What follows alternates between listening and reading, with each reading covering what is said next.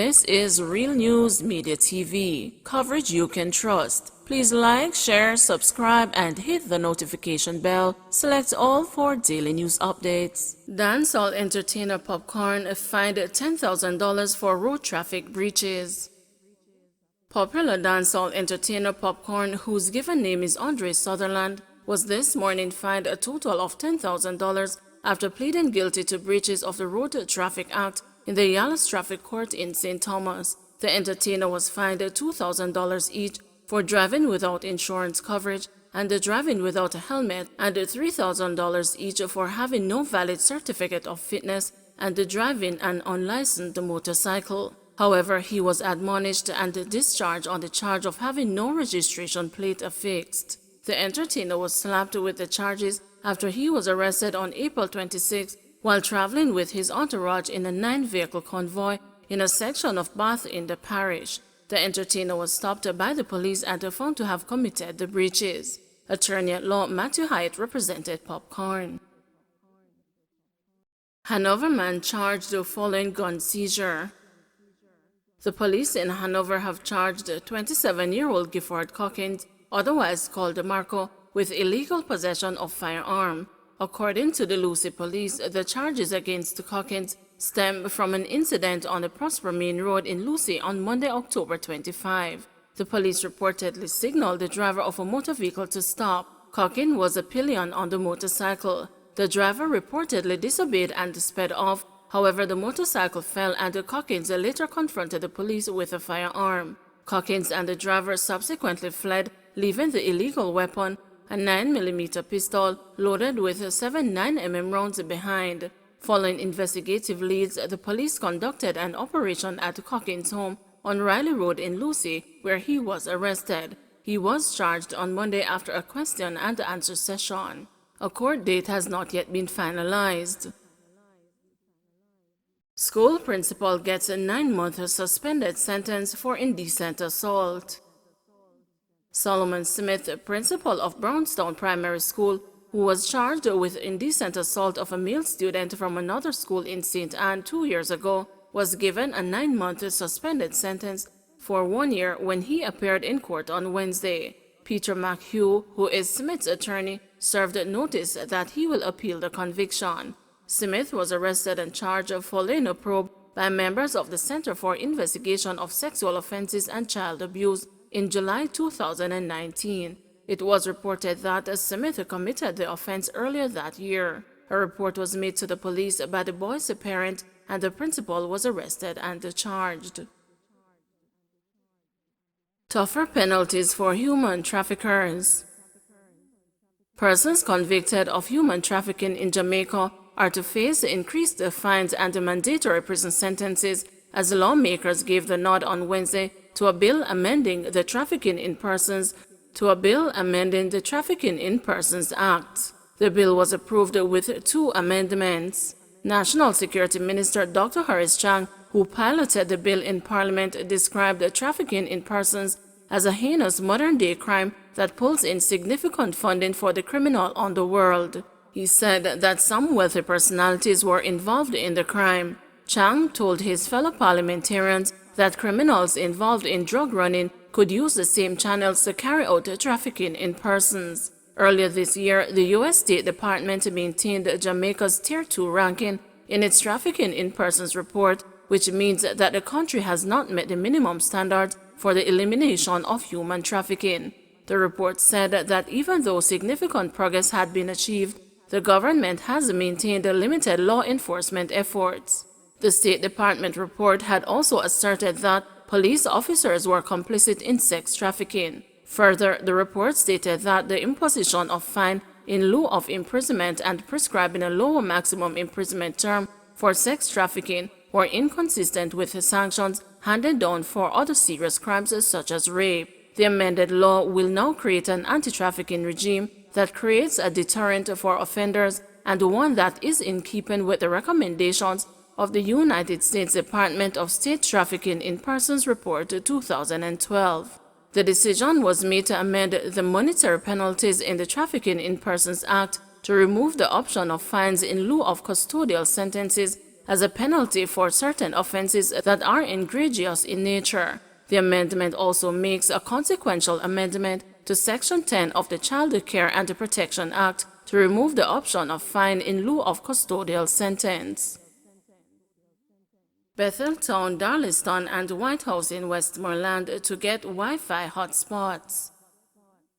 The communities of Betheltown, Darlaston, and White House in the Westmoreland Eastern Constituency are to benefit from the installation of Wi-Fi hotspots. This was disclosed by Member of Parliament for the area Daniel Lawrence, who said that the undertaking aims to ensure reliable access to internet service, particularly for the students who engage in learning online. To bridge this digital divide, I am currently working with the Universal Service Fund to install Wi-Fi hotspots to ease the pressure of little or no internet service, he said. Lawrence, who was making his contribution to the State of the Constituency debate in the House of Representatives on Tuesday, said he has been assisting students to access technology devices with more than 60 tablets distributed throughout the Constituency Development Fund. Through the assistance of my office, numerous students has received digital devices under the Own Your Own Device program through the Ministry of Education, Youth and Information. 100 more tablets are expected to be delivered under the Jamaica Digital Device program, he said. In the meantime, Lawrence informed that through his office, he has donated printers and undertaken the construction of isolation rooms in many schools in the constituency in preparation for face-to-face classes. In addition, the MP informed that 29 students were given tertiary grants to begin and to continue their education, and $2 million has been allocated for the purchase of book vouchers and school supplies. Currently, we are working with the Hard NSTA Trust to assist the at-risk youth to get qualified and to make themselves marketable, which will complement the employment rate and decrease the level of crime and violence, Lawrence said. 5 in custody after dropped bag reveals gun. The police have arrested 5 men after one of them reportedly dropped a bag with a gun when he saw officers conducting an operation on St. Joseph Road in Kingston yesterday. The identities of the men are being withheld pending further investigation. According to official reports, at about 4:30 p.m., lawmen were in the area when they saw the 5 men sitting on a wall. On seeing the police, one of the men reportedly dropped a bag. They were then accosted and the bag was retrieved. The police said an illegal firearm, a 9mm pistol, and 11 rounds of ammunition were seen inside the bag. Detainee dies after falling ill at Mandeville Police Lockup. A detainee died at the Mandeville Police Lockup in Manchester on Thursday morning shortly after falling ill. His identity has not yet been released. Superintendent Lloyd Darby, head of the Manchester Police, confirmed that detainees at the lockup were released from their cells about 5:30 a.m. for their morning routine. Superintendent Darby said the man fell ill after using the shower. He was pronounced dead at hospital. An autopsy will be conducted. Integrity Commission wants changes to statutory declaration form. The Integrity Commission is proposing several changes to its statutory declaration form to better enable it to identify asset concealment schemes by persons required to file their financial information with the oversight body. In a report to Parliament this week, the Commission said research has shown the need for the proposed amendments. It said the changes would address the advanced and sophisticated ways in which the financial sector and other businesses are used to acquire illicit assets and engage in asset concealment schemes. The Integrity Commission says there are numerous ways in which liquid and non-liquid assets generated from illegal sources may be concealed from tax regulators and anti-corruption authorities. These include registration of property in the name of a nominee, use of tax havens and offshore financial centers that provide financial secrecy, and the concealment of funds by filtering them through a legitimate business. The Commission is proposing changes which will require specific information about the declarant and the spouse and the particulars of all the declarant's children, including those 18 years and older. It is also proposing an adjustment to explicitly require the disclosure of investments held in equity securities locally and overseas, and declarants will now be asked to provide a cost of acquisition and a market value to derive a more realistic value of the investment. Additionally, the Commission is looking to gather information on real estate that will address the omission of cost of improvement in property and to remove the ambiguity relating to estimated current market value of property during the declaration period. Daughter of prominent Jamaican politician in Florida pleads guilty to COVID fraud.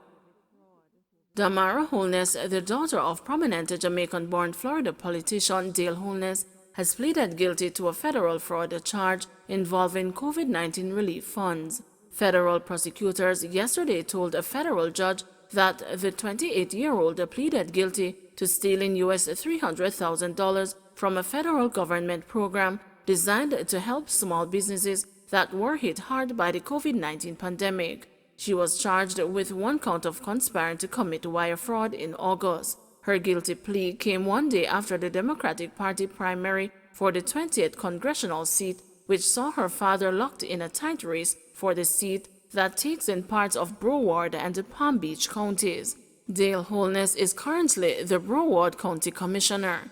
As part of her guilty plea, Ms. Holness admitted to lying about the financial needs of her company, Plantation Consulting, to qualify for a federal Paycheck Protection Program loan guaranteed by the Small Business Administration as part of a massive relief package approved by Congress. She faces up to 20 years in prison but is not expected to receive the maximum sentence. She will be sentenced on January 20, 9 days after a special election to fill the vacant congressional seat in the 20th congressional district that her father is running to fill.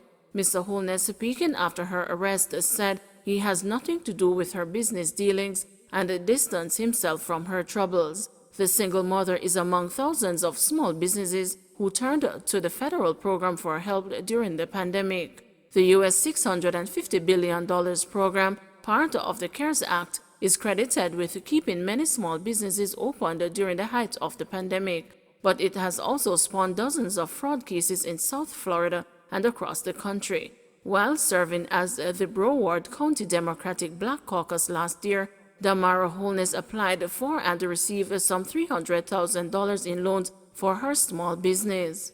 The federal criminal complaint lodged against her said that she misrepresented the number of employees in her company and the amount paid out in salaries. The complaint said that to justify her company's request, Holness said on her loan application that her company employed 18 people and paid a monthly salary bill of some $120,000. The federal complaint said that she had 0 staff and no payroll expenses. Her loan application was reviewed and approved by a bank in Georgia.